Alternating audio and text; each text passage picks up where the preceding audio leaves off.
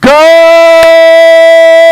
afternoon, Night Nation, and happy Friday. It is Friday, October the 27th, and you are inside the Lair with Kirby and Blair. He's Kirby. I'm Blair with the very fresh off the press. Smells like a new T-shirt. Gopher Conference Volleyball Champions. Is that what I smell? You smell. That's what you smell. Not today's lunch. It's the T-shirt. But new swag. I love championship T-shirts. And you know who else has swag, Blair? Yeah. The football team. They do have swag, yes. Big 6-0 W over Rushford Peterson on Tuesday. You were watching. I was. Get this, Blair. It was the 7th playoff victory in KW history. Yeah, and if you watch the game, not only did you see a fantastic football game, but you got quite a history lesson from you and Jack about section games, which was great. Great for me to know as a new guy. It was a great game, Kirby. In the rain, the ball was slippery. The footing was not very good, but we prevailed. Trent had a great game, and finally, in the fourth quarter, we get that 6 points. And that was all we needed. You can see some of our defense there. We really won the field position battle. Rushford Peterson never took a snap from inside the red zone. That's amazing. And Dylan Bartell led the way with 19 carries, 116 yards. But like you mentioned, Trent Foss scored the lone touchdown with 1 minute and 30 seconds left, a 15-yard touchdown run.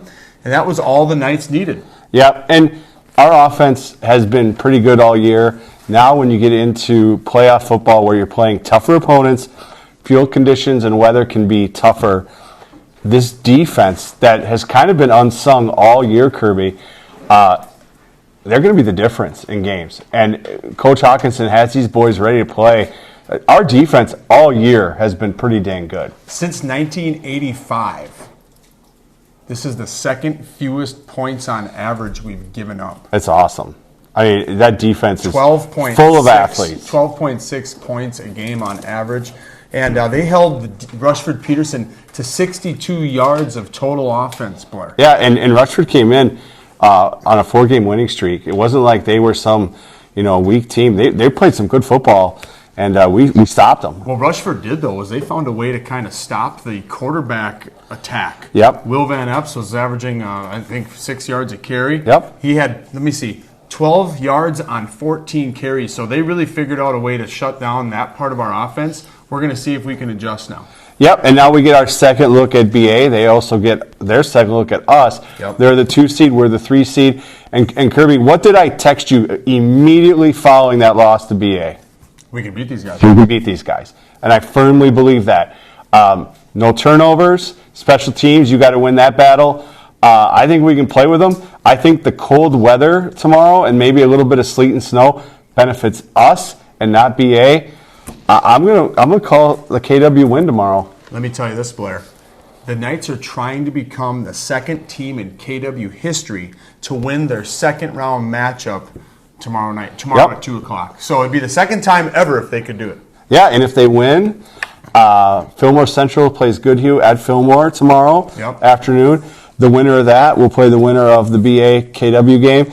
You never know. Next Friday, it should be a little bit warmer next Friday too. So Bruce Smith Field, which is right behind us, that's where it's going to take place tomorrow afternoon at 2 o'clock. So get out there or watch the live stream. And hopefully we'll have that for you too. Landon Johnson, he was able to catch up with Zach Mason. Here's what he had to say. All right. I'm Landon Johnson, and I'm interviewing Zach Mason here for the football game that we have on Saturday. What did you guys do good against Rushford Peterson that helped you win the game? I mean, it was a low-scoring game. It was 6-0, but we just stuck out with it, and we are a second-half team. So that 6 points that we scored in that second half was really big. And our defense was shut down that game. I think they only had 2 first downs and around 60 yards. So our defense was our probably high point of that game. Yeah. What are you guys gonna do, knowing that you could most likely beat BA, even though you played them in a really tight game and it was really close? They are a good team. I think our line has to get to those backers, and if we just do what we're doing right, I think we'll be able to shut them out, or not shut them out, but it'll be a good game. I mean, they have athletes, but we have athletes too, so yeah. Yeah. Well, that's about it. Thanks, Zach, and we'll get back to you, Kirby. All right. Well, good luck to the boys tomorrow. Yeah, and Zach's done a great job this year on both sides of the ball. So Hey, last night, the volleyball team hosted the second round of the playoffs. They hosted number 15 seed Blooming Prairie. And the Knights, they didn't play their best, Blair, but they did finish with a 3-0 sweep. yeah, I watched it. Anytime you can spray a little Roundup on those blossoms and they go away, that's great. But I agree with you, Kirby. I think it was a winnable effort, but I don't think they're probably real pleased with their effort. I think they kind of let BP kind of hang around a little too much. But in the end, the cream always rises to the crop, right? And they got the win in 3. You can't complain about that. And now they set the tone for another playoff matchup on Tuesday night. Right, Tuesday night at 6 o'clock, they will be playing Rushford-Peterson. Rushford-Peterson comes in with a 14-12 record, fresh off a win against Grand Meadow. And then if the Knights can get past the Trojans, they will end up playing the winner of Fillmore Central and BA. Yep. In that game, so here it is, Tuesday night. If they win, they'd play Yep. Thursday. Yep. If they win, they would play Saturday. For the championship. That's right. Yep. Tuesday, Thursday, Saturday. And Saturday is like a morning matchup 10 or a.m. something. Yeah. 10 a.m. Hey, you get into the top 8 of this section, it can go either way. I think KW and the top seed are definitely probably the 2 teams to beat. Maple Canton. But this section can go any way. Our girls just need to keep playing their brand of volleyball, and if they do that, I think they're going to be finding success And at the enjoy end. the moment. Yeah. Landon was also able to catch up with one of the volleyball players. Here he is. Hi, I'm Landon Johnson. I'm here with Nora, and congratulations on your game yesterday. And what do you think were your high points in the game? We had good defense and blocks, and yeah. All right. What are you guys going to do to help win against Rushford-Peterson on Tuesday? Probably work on some covering and then getting our serves in and just have good accuracy. All right. Thank you for letting me do this interview, and have a good game on Tuesday. Thank you. Yep. All right, thanks, guys. Good luck to the girls. Hey, we're going to take a word from our sponsors. It's the Lavish Pen. Hi, I'm Jeff Gates. Do you struggle with penmanship and not learn how to write properly? Well, I have the thing for you. Introducing the Lavish Pen. This pen will help you with any of your writing needs.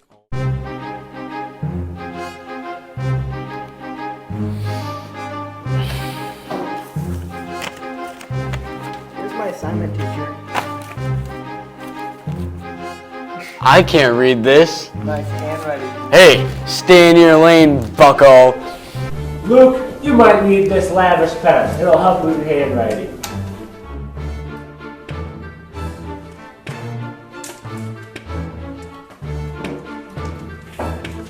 Here you go, teach. Much better. Something I can actually grade.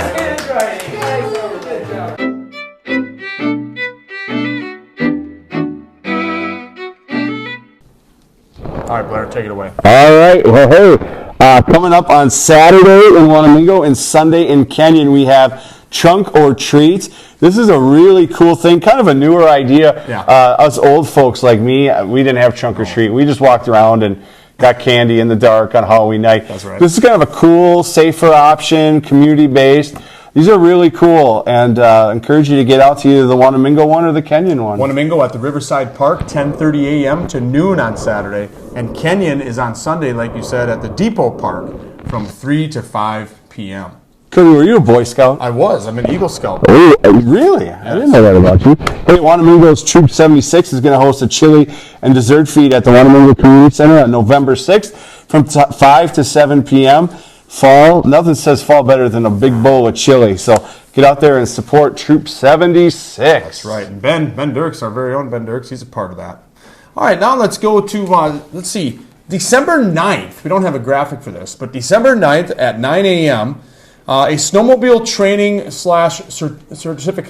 certification Easy for you to class say. will be held in Zimbrota.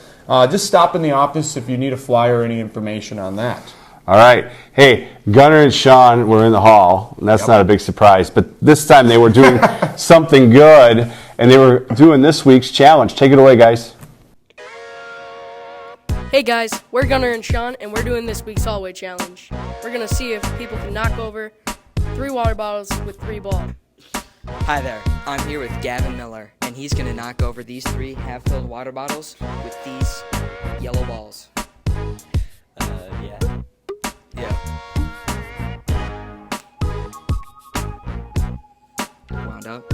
Terrible shot. Number 2. Come on. Oof. Way over. Is he even trying? There we go. Look at that beautiful shot. Congratulations. You didn't win. We're here with Taya, and we're going to see if she can knock down the cups.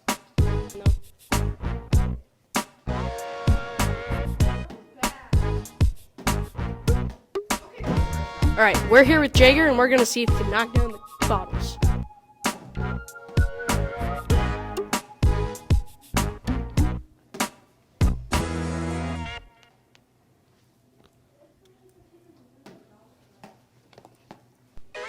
We're here with Josie, and we're going to see if she can knock down the water bottles. You're good. One down. Very nice shot. Ooh, just barely missed number 2, thunking into the trash can. Hi there. I'm here with Jamie Hoffman, and he's going to do the hallway challenge.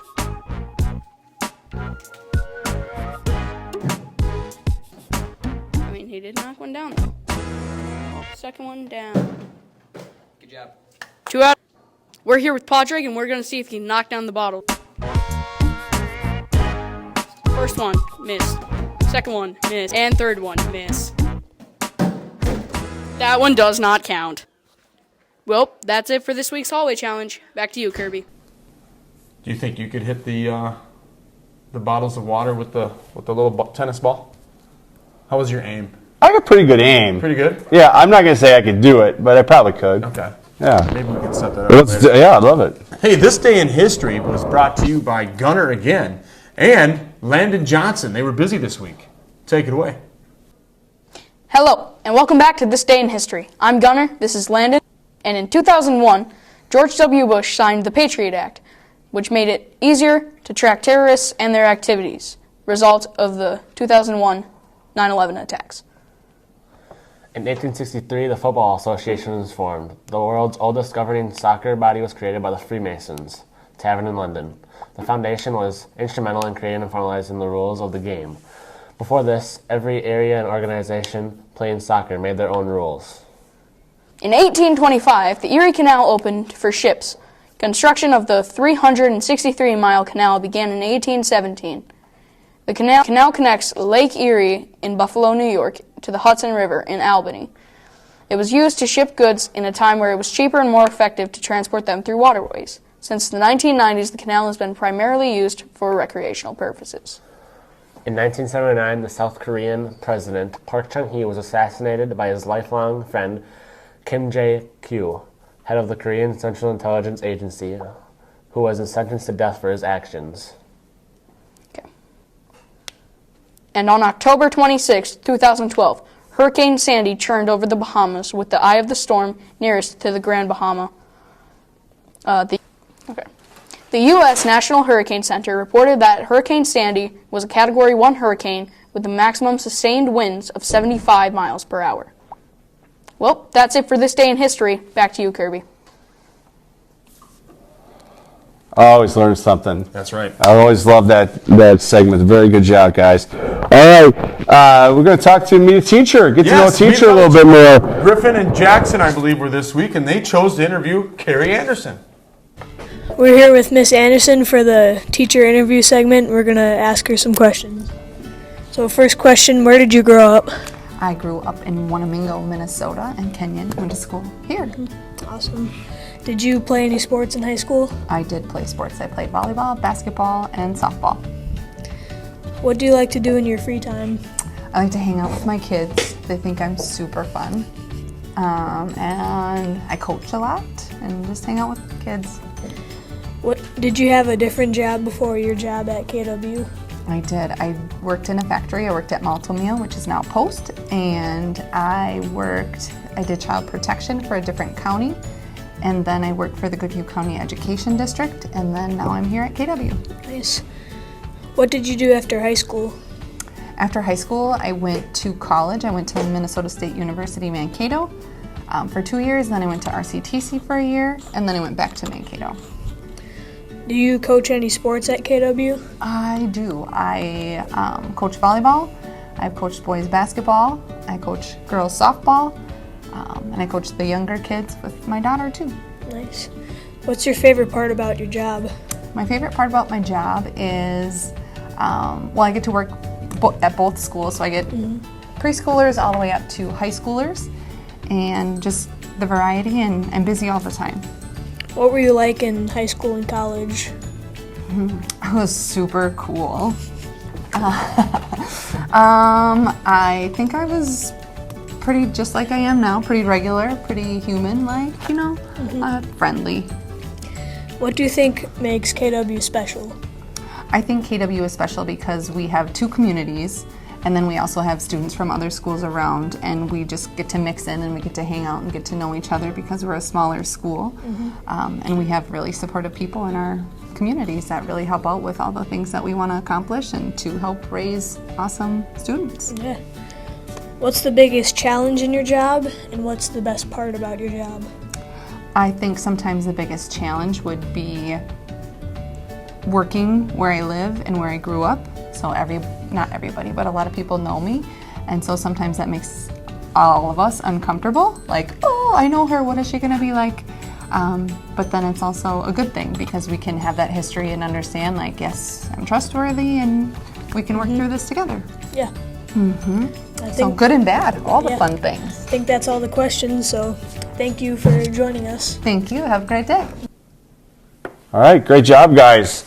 Always nice to kind of talk to a teacher, get to know them a little bit better. That's awesome. So, what we got? Ooh, we were able to meet up with a former KW graduate. I should say a recent KW graduate. Really recent. And Padraig and Luke interviewed Cal Lipkey. Here he is. Hey, I am here with 2023 KW graduate Cal Lipkey. And Cal, I've got Luke here that has some questions he wants to ask you about what you were doing after high school. Here he is. Hey, thanks for joining us, Cal. So I got a couple questions here. I'm going to start off with the first one. What are you doing right now? Right now I'm doing a couple different things. I'm currently going to school at RCTC, and I've also been working quite a bit, and then I've also been flying some. So what are you doing at RCTC? I'm going there for business management right now. So where are you working? Right now I'm farming for some local farmers, and then I also work for my dad on the side too. Okay. All right. What's your career goal, Cal? I'm still figuring that out, seeing what I like the most and see what I want to do in the future. So you mentioned flying. Could you elaborate or tell us more about that? Yeah, so right now I'm working on getting my private all done, and then I'd like to keep going and get my instrument, and then hopefully get my commercial, and maybe even go to their line and see if I keep enjoying it, I'll keep doing it. So you got a couple career paths right now that you're interested in, right? Yep, exactly. All right, so I'll move on to the second question. What's something that you miss about high school? Something that I miss is definitely the hanging out with your friends and stuff, just being around your friends all day long and doing fun stuff. So is there like anything specific to that? I wouldn't say so, just all of it. Yeah. Yeah. So, what is something you have taken away from high school? Definitely work ethic, I'd say. Playing sports and stuff definitely taught me to stay busy and keep working. So what do you think you're going to be doing in 10 years from now? I guess whatever I enjoy, whatever I decide that I like the most, I'll go with. So anything from those career paths? Yep, exactly. Okay. All right. And now, do you plan on moving around here in the future or somewhere else? Yeah, I probably plan to stay pretty close to here. Is there like family reasons, or you just like it? Yeah, I like it and stay close to family and just everything. I like it around here, so I plan to stay pretty close.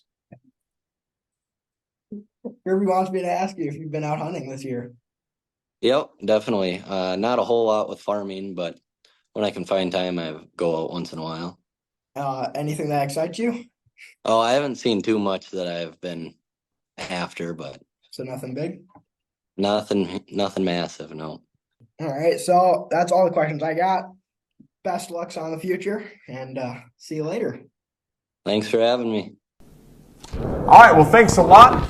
Thanks for watching this week. Good luck to the playoff action. Good luck to everybody. Hang on. I forgot about Mikkel Haugen, 2005 KW graduate out in Wyoming.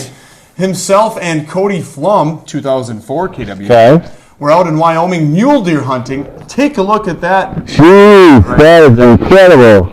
So awesome. Hunting. I'm going out tonight, Blair, trying to get your deer. All right, well, hey, oh dear, let's get it. Let's get the W tomorrow in Faribault. Let's get the W on Tuesday. Let's come back here next week talking about section finals. How about that? All right. All right, everybody. Have a good week. See ya.